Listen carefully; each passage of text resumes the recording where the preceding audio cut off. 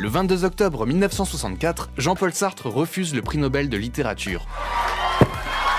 Coup médiatique, simple caprice ou posture politique?